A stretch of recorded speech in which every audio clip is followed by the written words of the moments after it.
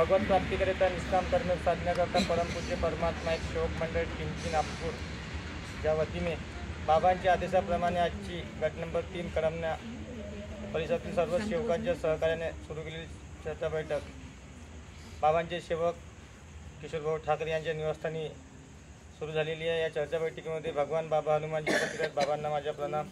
तसेच मानव धर्माचे संस्थापक महान त्यागी बाबा जमदेवजी उपस्थित आहेत, बाबांना माझा प्रणाम। तसेच आई वाराणसी उपस्थित आहेत, आईला माझा प्रणाम। तसेच आजच्या बैठकीचे अध्यक्ष सुधाकाजी वाडीभस्मे काकाजी यांना माझा नमस्कार। तसेच उपस्थित ज्येष्ठ मार्गदर्शक सेवक सेविका बालगोपाळ सर्वांना आदरपूर्वक नमस्कार। या मार्गामध्ये सर्वच दुःखी येतात आणि सर्वच आम्ही सुद्धा या मार्गात याच्या आधी सर्व दुःखीच होतो। या आपण त्याग करतो, त्याग झाल्यानंतर आपल्याला हवन मार्गदर्शक सांगते की हवन घडवायचे, पण हवन आधी आपल्याला मार्गदर्शक काही नियम देते की आपण हवन झाल्यानंतर आपल्या घरचे प्रसाद जेव्हा वितरण जेव्हा संपूर्ण संपत नाही तोपर्यंत आपण कुठलंच मांसाहार सेवन करत नाही। तसाच एक अनुभव सांगते। एका गावात महिनेवर हवन सुरू होते आणि हवनाला 1-2च सेवक राहायचे आणि सेवक राहत असल्यामुळे तो त्याचा नारळ वाचत होता। त्या शेवकीनबाईच्या मनात आला की हा नारळ कोणी खात नाही तर हा वाचून ठेवलं पाहिजे। तिनं असं करता करता ते नारळ डब्यात ठेवायची, असं करता करता अगदी 7-8 हवन झाले आणि ते तिने डब्बा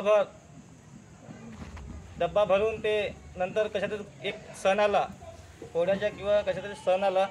त्या सणामध्ये तिने त्या नारळाच्या किस करून सणारी काहीतरी करंज्या वगैरे भरल्या आणि ती त्या करंज्याच्या त्या कढईमध्ये टाकल्या तेलामध्ये। तसंच तेलात टाकत नाही का तिच्या अंगार व्हायला लागली आणि ते असे काय झालं बा म्हणून ते अंगार व्हायला लागली आणि ती खाली बसून गेली। असं बघता बघता तिच्या अंगाला बारीक बारीक फोडे येऊ लागले।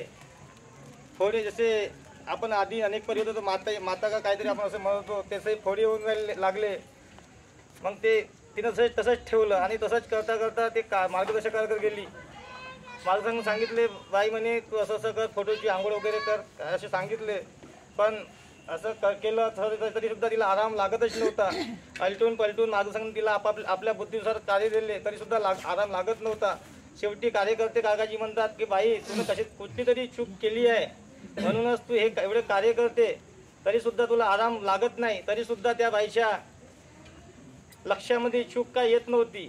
नंतर काही कालांतरानं तिच्या लक्षात आलं, काकाजी म्हणे मी जे नारळ वाचत होते की आपण ते नारळ मी त्याच्या किस करू नारळ जमा करून ठेवले आणि त्याच्या करंज्या मी भरत होते म्हणून तो तसं। तर काकाजी म्हणे हे तुला कोणी सांगितलं? जेव्हा आम्ही सांगितलं म्हणे तुला की जिथपर्यंत आपल्या घरी तुम्ही एवढे दिवस नारळ जमा केली म्हणे ते मटण वगैरे किती वेळा खाल्ली असेल म्हणे। हो काकाजी म्हणे हे म्हणे असं याच्यानंतर म्हणे आपल्या घरी आपण जेव्हा हवन घडवतो जोपर्यंत आपल्या घरचा प्रसाद पूर्णपणे संपत नाही तोपर्यंत कुठल्याही सेवकांनी मांसाहार करू नये, अन्यथा आपण सुद्धा या चुकीचे पात्र बनू शकतो आणि कुठले ना कुठले आपले सुद्धा परिवारावर दुःख येऊ शकतात। हेच सांगण्याचे माझे तात्पर्य होतं। माझा सुद्धा धंदा आहे, धंद्या पाण्यामध्ये कधी काय अडचणी येतच राहतात, पण परमेश्वर हा माझा धंदा आहे, छोटा धंदा आहे, धंद्याला चालवून घेणारे तुम्ही आज माझ्या परिवाराला, माझ्या मुलाला, माझ्या पत्नीला, माझ्या मुलीला चर्चा बैठकीमध्ये भगवत कार्यामध्ये जाण्याची इच्छाशक्ती प्रदान करून घेणारे तुम्ही आहात परमेश्वरा। कारण की माझी मुलगीसुद्धा खूप जिद्द करते काय गोष्टीमध्ये, ते सुद्धा ऐकत नाही, पण सध्या ती लहान आहे असो ते काही कालांतराने तिच्यामध्ये सुधारणा येईलच। परंतु आम्हाला भगवत कार्याविषयी गोडी नेहमी अशीच राहू द्या।